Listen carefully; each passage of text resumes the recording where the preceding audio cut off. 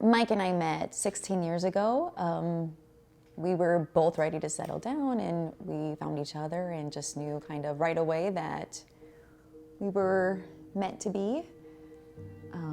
We started having kids right away because we were so excited to start a family and start life. Yeah, we got pregnant with Kaylee right away.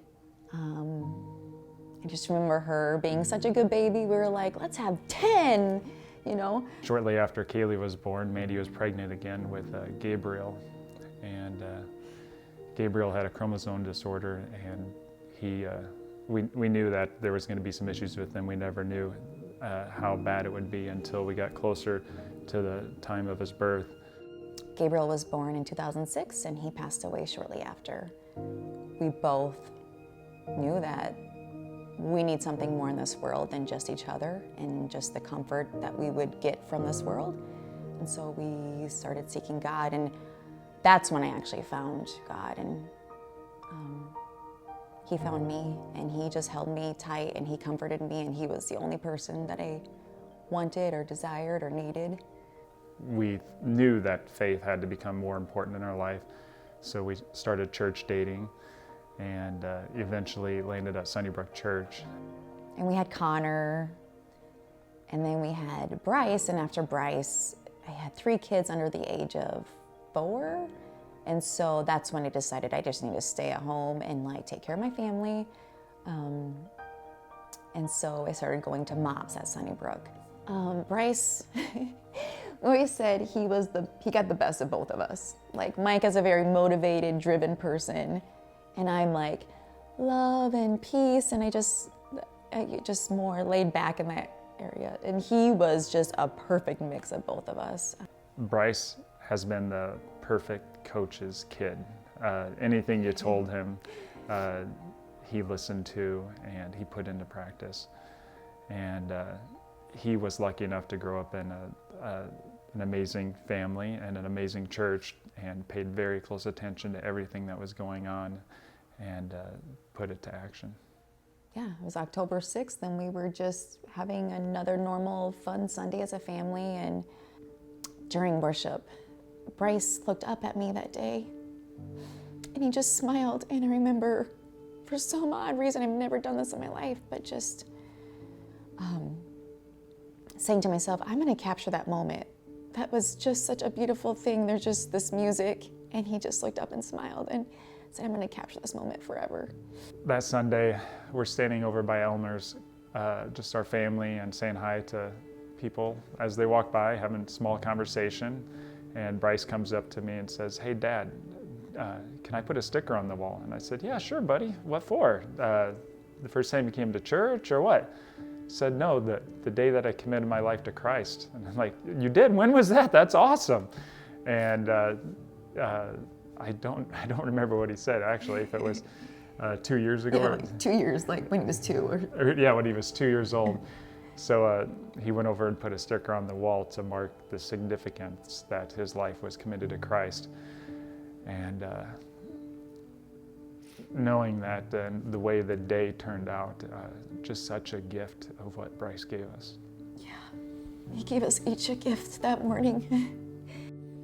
And then we came home and we were just doing normal Sunday things. I was kind of catching up in the house, just doing laundry and dishes. And Kaylee and Connor were inside, and I said, where's Bryce? And they said, Connor said he's out riding the 4-wheeler, and my heart dropped, and I could feel myself get panicky right away. And I went outside, and we had a track, and I saw it.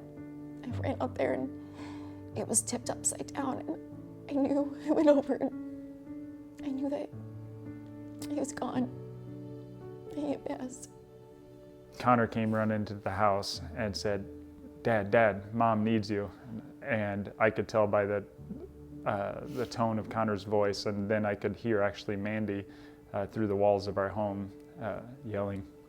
I ran over and found Bryce. He was laying underneath the 4-wheeler and unresponsive. I pulled him out from underneath the 4-wheeler quite easily and picked him up and carried him to my truck. And when I picked him up, he was totally lifeless, and his neck, I thought his neck was broken.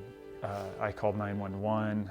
Mandy had the kids go get our neighbor, and our neighbor came over and started giving CPR to Bryce. And this is about the time we're supposed to be going to small group. And so I texted the small group, please be praying for us, as Bryce is unresponsive and we especially need some prayers right now. I rode in the ambulance to the hospital with Bryce and prayed the whole way there, and looking back at him in the back of the ambulance, and they're still doing CPR. I had a flashback to a few years earlier when our son Connor was in the hospital, and he had croup, and they knocked him out thinking his throat was going to collapse, and that Mandy and I were concerned for his life. We thought Connor was going to pass away. And in that experience, Mandy and I both got down on our knees and just prayed at the hospital for Connor to be healed. And long story short, the next day Connor's walking out of the hospital after a flight to Omaha, and God provided an amazing miracle there. And now here I am sitting in an ambulance on the way to the hospital with Bryce, and I'm praying and I'm thinking, you know what, God has been so good to me and he's always provided, and I just thought, you know, Bryce is going to pull through somehow and he's going to wake up.